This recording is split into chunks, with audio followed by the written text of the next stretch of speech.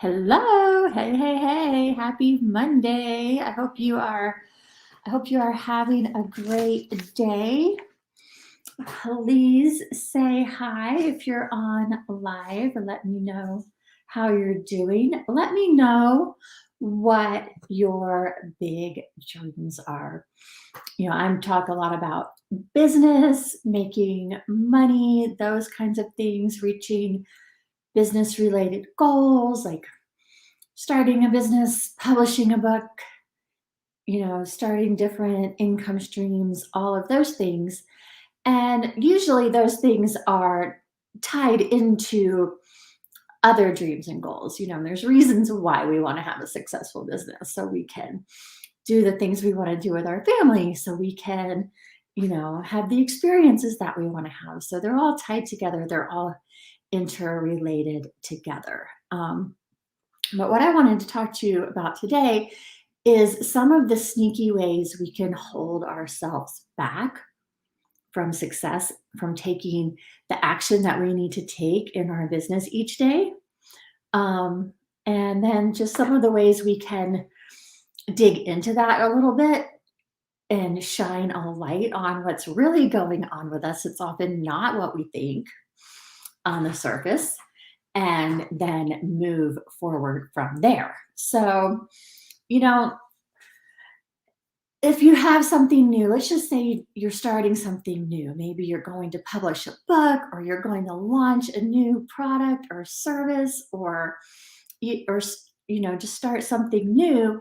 And every day you think about it. You want to do this thing, but then at the end of the day, the day's gone by and you have not taken action. You haven't taken any really proactive, needle moving yourself forward steps in that direction, even for 20 minutes a day. It's amazing how much we can get done in 20, 30, 60 minutes a day toward our goals and our dreams. And so the biggest one, and the first one I want to talk about, is simply fear. But fear shows up in all different kinds of disguises, particularly excuses, um, being too busy, procrastination, being too tired, all of these things that we tell ourselves. When this happens, I'll have more time. When this happens, I'll have more energy. You know, when my kids go to school, that's what I used to tell myself all the time. When my kids go in school, I'll have so much more free time. And guess what? You don't. You really don't. Like, you have to be down at that school all the time. Hey, Tina. Tina says fear gets me every time. Well, good. Hopefully this will help. So these fears show up as these just different things that pop up and stop us. And even sometimes it could be blaming other people. Oh, well, my husband won't watch the kids, so I don't have time to work on my thing. Things like that. All these different excuses can pop up, and they can seem really legitimate, and we can logic ourselves right out of taking any action toward our goals and our dreams. So the first thing you can ask, and this is one that Tony Robbins taught me, is just ask yourself, is that true? If you're telling yourself, I don't have time to work on this, I don't have enough time, I don't have any time, just really ask yourself, is that true? Really look at where you're spending your time, where your time is going, because we make time for the things that are important to us. And most of us are making time to hang out on social media, to watch our shows, to, have social lives, to do all kinds of things that maybe we could cut back on a little and find that time to work on our goals and dreams. So asking ourselves if that's true. And then, just asking yourself, why would I not want this? And list out all of the reasons. A lot of times it's actually a fear of what happens when I get there. I build this business, I, have this level of success. What happens when you get there? And really paint that picture for yourself. What are you afraid of? Maybe, maybe we're afraid we can't maintain the level of success and it's all going to come crashing down and we're going to be embarrassed. Or maybe, in our family, it's just not cool to have a lot of money. And it's just something we get together with our family members and talk about, oh, the bills and the rich people that do this and that and the other thing. And, like maybe we feel like we won't fit in with our family anymore if we really reach a higher level of success, or our friend group, or maybe we don't even know, like, who would I even be if I had what it is that I say I want to have? And really digging into that and looking at that and thinking about that can help you to realize what might be going on in your subconscious mind. Because you know what? Our minds are designed to keep us safe. We, it's human nature from way, way back, when any kind of perceived fear, could probably kill you, right? If you weren't accepted into the social group back in caveman days, I don't know, you might be abandoned and alone in the forest. You might not make it, right? So we're very much still, you know, have those primitive feelings come up when any type of fear, presents itself. And we can, like, no, I have to stay away from that. And we'll do anything to not put ourselves into that feeling. When if we really can step out of it, figure out what's going on, we can override that system, right? Which is what we want to do. So the other thing is, if you feel like reaching your goals or working on what it is that you want to achieve is going to somehow create a misalignment with the things that you value most in the world. So, I mean, let's say that you highly, highly value having family dinner every night. And you think, well, if I start this second business or have this level of success, I'll be too busy. We won't be able to have family dinners. And so, therefore, I'm just going to sabotage my success at every turn, because you think that, you know, X equal, success equals these results. So, really, that's going back to that one I mentioned another time, is like, what does it look like when you're that successful? Because we might have ideas, we hear these stories, our society like regurgitates these stories about, oh, how busy working moms can't, spend enough time with their kids and the kids are neglected and all these things. Well, we get to determine if we believe that or not. And we get to determine what we can and cannot have and do. And a lot of that is kind of making a plan. Well, if you think about it, if you get to a certain level of success, you can start outsourcing more things, right? And keep everything that's important to you. One thing I've really been able to do over the past few years is get rid of lots of stuff I don't even like to do. So I haven't gotten rid of the things I value most. I do work quite a bit because I love it, but I've been able to rearrange my time and still keep my priorities the way that I want them. So we can often think that, yeah, I'm going to have to make these tough choices. If I want to have this, I'm going to have to give up this important thing. And if we really look at that and explore it and journal, we can realize, hey, you know what? That's just simply not true. That's a belief that I developed from, wherever, from something my grandma told me or my mom, or, listening to what people are saying in society, and we can dismiss it. We can integrate new beliefs. I can be incredibly successful and a great mom. We can start choosing those new beliefs. And one that I absolutely love is that my success sets a great example for my kids. And I even have a note here hanging above my desk that I look at every day from my son, who says, I'm glad I got a mom like you, because you started your own business, and maybe one day you could teach me how to start my own too. And he gave me that for Mother's Day a few years ago, and I hung it above my desk because it's so inspirational to me. It's like, yes, being a successful business owner is being a good mom. It's one and the same, really, instead of being these opposite things that we can't, integrate. So, um, so if we have some kind of perceived or subconscious thing where it's misalignment with one of our values, a really fun exercise to do, and you can just go on Google and Google list of common values or list of values and learn what your top values are. One of my top values is freedom. So that's something I'll sabotage myself around if I think, oh, well, this is gonna, if I do this business move, I'm gonna be too locked into being really scheduled. I will, you know, sabotage that opportunity almost every time. Like I have this thing where I don't want to be overscheduled.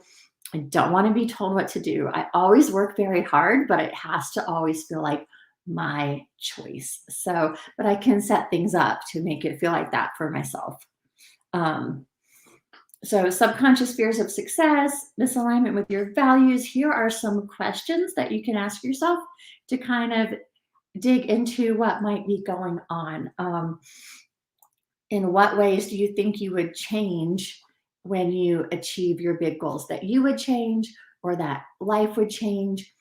And are any of them negative? Sometimes it's things like, I'd have to pay a whole lot more taxes. And I'm really afraid of having to, you know, step up my level of bookkeeping and money management because we might have some story in our head that we're just not good about that, or maybe we got hit with a big tax bill a few years ago and we don't want to go back to that place. That was definitely one that I had. And finally I put on my big girl pants and hired a monthly bookkeeper and accountant to handle all of that for me, and it was a real up level for me. um, so there's ways to solve these problems, right? But if you're thinking, well, more money, more problems, if that's your kind of the thinking that you're in, then why would you step up to that next level? So um, another question is, I have these right here. Oh, what's the worst thing that might happen to you if you achieve your big goals? And really go kind of crazy with it, like go like to the other extreme. That kind of helps to knock us out of our pattern of our thinking patterns, where we can kind of take it to another extreme. Um, and then we can kind of come back to the middle. But it helps us to see really how silly we're being sometimes. Um, and then what would I have to give up or sacrifice to be successful? And then just list out all your fears of what you might have to give up and sacrifice, and then really look at them one by one and put them in their place. And come up with a logical plan where I can be successful and not sacrifice this. I can be very successful and not sacrifice family dinners. Um, it might just mean shifting some things around. Maybe you don't have 2 hours every night to cook dinner, but you can still sit down and eat as a family, right? Maybe you can get some help. I get these meal boxes and they're really fun. They actually have led to more family time because everybody likes to see what's in the box and follow the recipe card. And it's kind of a fun family activity and not mom saying, like, come in here and help me cook dinner. So, a lot of times things that we haven't even thought of are possibilities for solving these problems. So to recap and summarize, you know, to figure out what's holding you back, do some digging around. Go to those deep, dark places and shine the light. Remember ever being a little kid and laying in bed and thinking that you see something in the dark and you don't know what it is. It just looks like something's lurking there, maybe in the closet, or it's like a dresser with a bathrobe thrown over it, but you can't tell what it is in the dark. I remember doing this as a little girl and just having to take all of my willpower to get out of bed and run over to the light switch so I could flip on the light and see what it was that was so scary. And it would, would be like a toy, one of my toys in a chair, or a pile of clothes on top of the dresser. And once you know what it is, it's not scary anymore, right? And it's the same thing with these fears and these beliefs that are holding us back. They're in there. We haven't really discovered them. We haven't named them. We haven't looked right at them. And so that we can say, oh, well, that's just me being silly. That's an old belief. I don't even want to believe that anymore. I'm going to choose a different belief. Now I can believe that it's a bathrobe on a dresser and not a scary monster. And then you can go on and go to sleep, right? You can go on and reach your goals. So, oh, I did want to tell you my Elevate Mastermind program is open for enrollment. I'm very, very excited. You grab the link here and put it in the comments. This is my business mastermind program. There's over 30 classes right now, all online business startup, building your email list. Um, the course I'm teaching at the very end of this month on Friday, October 29th, is money making memberships and subscriptions. So there's so much in there. I want you to go and check it out if you have thought about working on some different income streams, not trading so much time for money, and starting up some other things where you might have some more time freedom and location freedom. Then this mastermind program is for you. Let's see, Monique said, I'm moving to a new location next week, so I need to rebalance myself and redo my business plan. Nice, that's exciting. Yeah, I'd love to know more. So, yeah, it's always, I try to every couple months, even the beginning of a new month is a great time to sit, look at what happened last month and the month before. Where do you want to make improvements, maybe do things differently, improve your client follow-ups, or getting your regular marketing done, anything that you can improve on, and set your goals for the new month. That's what I love to do, kind of at the beginning of each month, because it's like, oh, we get a fresh start. We also get a fresh start every Monday. We get a fresh start every morning. Monique said, I just had to tell myself to stop spending and start saving. Had a little too much fun. That happens. It's fun to spend money on our businesses. I have an office supply problem myself, but yes, always good.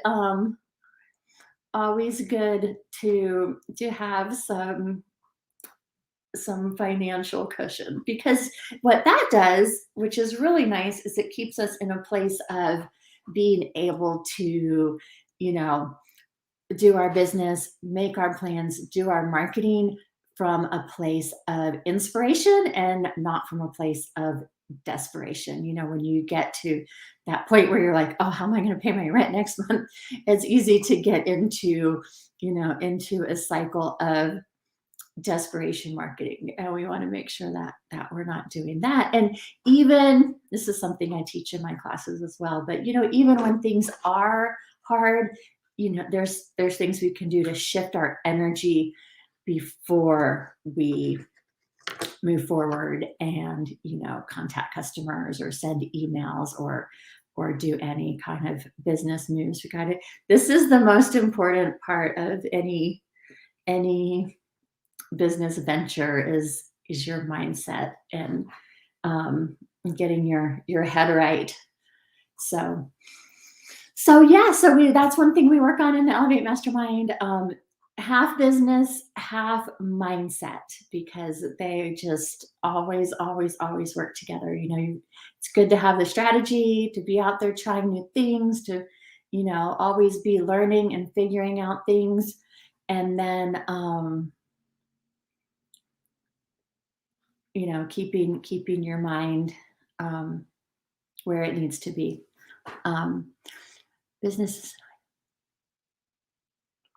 I love it. So Monique said that she was going to have to close her business, but she found a location next door. See, and that's, to me, that's part of showing up. I bet there's a good story there about how you were at the right place in the right time for that to happen, or how you were keeping the faith. So awesome. Congratulations. Share some pictures with me when everything's ready. And I'm gonna go because it is time for me to start making some dinner and winding down for the day. But if you have any questions at all about the Elevate Mastermind, let me know. You can send me a message, you can post in the comments, and I will hopefully see you guys tomorrow. Bye.